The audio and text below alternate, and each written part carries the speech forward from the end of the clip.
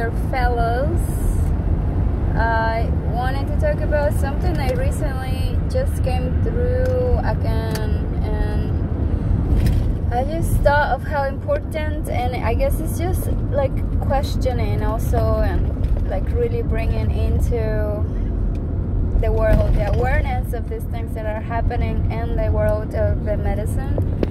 And I remember going to the Kentucky ayahuasca ayahuasca, and the last journey that I had with them, it was so interesting because Aya was showing me how she was feeling hostage and trapped, and she has such a spirit, so with such like integrity to do the work for others, you know, that she will do the work, but yeah, she was feeling used like a prostitute and being shared as such, and people come in obviously paying, and here they give their medicine. Yeah, like it was just very vivid and very clear, and I just feel it a lot in my heart of Mother Aya. Just how can you reclaim or freed a spirit plant that's being hostage by people that are working with her without,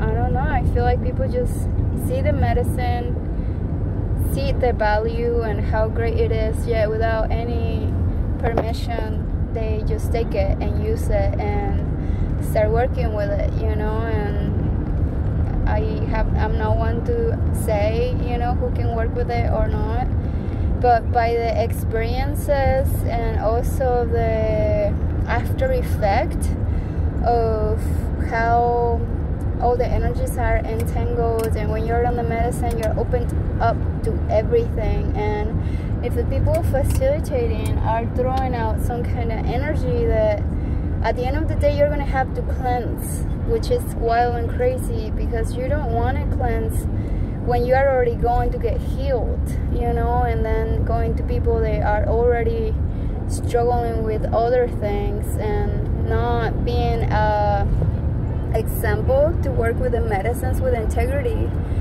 you know. So it worries me quite a bit, and again, I'm no one to try to stop anybody from working with the medicine, but at the same time it's like, wow, like why is people just taking, it's like that spiritual ego that I call it. There's so many shamans that think they're shamans, and after I met quite a few of the people that will stand up and had a huge pride and ego saying how they were shamans, and I have met shamans that they will never want to be called shamans, you know, and they just are humble. Like real, true shamans are so humble. You would never believe their amazingness of power of healing, because it's humbling, yet they don't even call themselves shamans, you know. But yeah, there is all these kind of people that are just walking around telling the world that they're shamans and just deceiving everyone, you know, and it's just so annoying. So ever since then, I'm like, I would never want to be called shaman either, because it's like they're making the word shaman in itself so dirty and like so the integrity of the name, the integrity of the usage of what it means to be a shaman, all these people that are saying they're shamans, it's really like going downhill, and it's kind of sad and upsetting both at the same time, because it's like such an honor for those that are real shamans, you know. And I'm not a shaman. I know I'm working with the medicine in my own way, yet I know the medicine have given me permission, and that's when that's what happens, you know. Like you come and make amends and introduce yourself and ask if you're even like meant to be working with the medicine. But if the medicine, like, it's really obvious and clear, those that will be working with the medicine are going to be supported fully, all 360, all dimensions and levels of it. And the people who are not meant to be working with the medicine, there's going to be issues, always. There's going to be all kinds of issues, and they're going to get people talking like there's gonna be a lot that they have to work through, and it's the spirit itself trying to prevent these people from working with others, you know, because what they're sharing is not in the highest value for the community as a collective. So I have the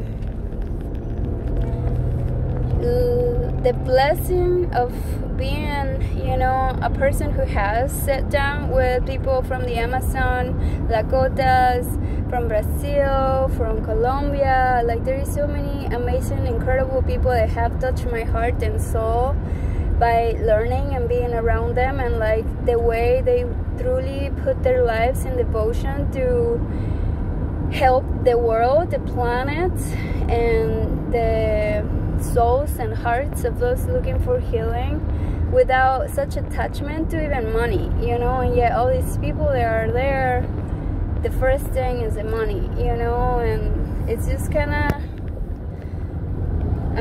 I'm just trying to like bring peace to my mind and heart about these things that are happening, that are bothering me right now, because the plan is for everybody to be accessed to if they need healing, but also like people need to be trained, and they need to have a path, a spiritual path that is not just, oh yeah, I took 1 month course training in Peru and now I'm a shaman. Like, what the heck? Like, people, no, you don't go for a month or 2 or 3 to learn these ways, you know. Like, people carry it either on the souls, it takes lifetimes.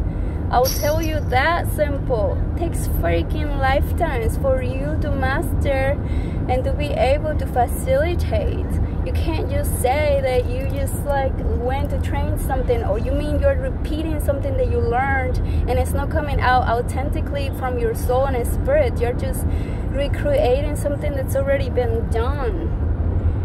And I'm saying this with such confidence because everything I share in my ceremonies has come directly from my own lineage and path, and has been given to me through my family.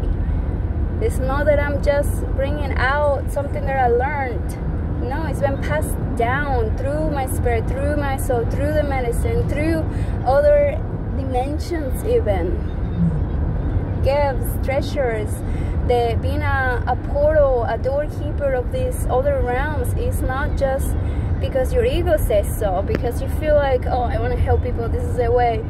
Like, it's good to have optimism and to want to help people. I'm not gonna like stop no one from ever doing that. But when people are such depths, you know, in their spirit and the soul, where people have to really truly reprogram in their core the struggles, the trauma, there's just beyond, you know. And like, people don't have the tools because they just given the Mother Aya all the, you know, like, to me there is more than just the medicine, you know. If people are not providing that extra for the medicine, then people are not going to get what they need, and they're going to fall back into old patterns and behaviors, and it's just not going to work, you know, for the long lasting results.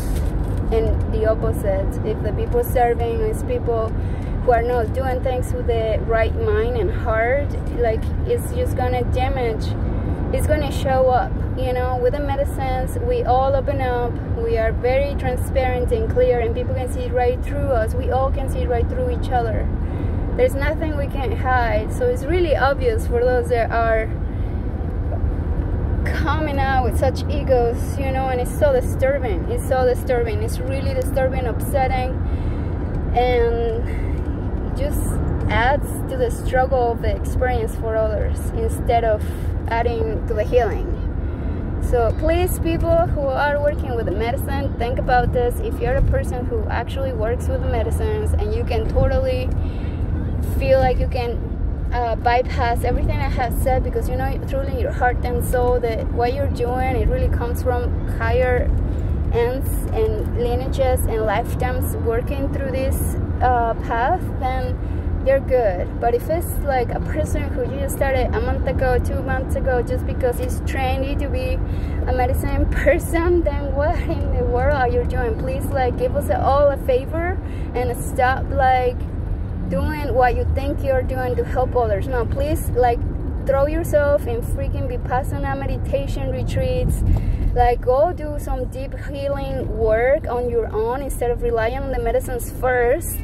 And then once you have self-mastered yourself, then you can master a plant. But if you don't even know how to master yourself and your own mind and your own heart, and you don't like where you're driving yourself to, if it's not coming from the right internal, organic, authentic place, you're not doing the world a favor. You're doing more damage. I'm just gonna say that you're doing way more damage, and then we have to heal from those peoples and experiences, you know. And I agree, there is a little bit of all. We are all co-creators. If you are meant to be calling in people who are not authentic or people who are deceiving, then okay, it's your learning lesson, you know, because you are carrying that. And people call each other through the frequencies, you know, and if you are carrying certain frequencies, you will attract those. So I hope everybody is able to stay authentic. That's it. Simple, really simple. Just stay authentic. Authentic. I'm gonna say this, please stay authentic. If you are not staying authentic, then you're not bringing truly the gifts that you're meant to bring to the world. So peace and love and blessings to everyone, and maintain the prayers and intentions and the heart open, you know, continue learning, growing, expanding, and being humble. Much love. Ciao.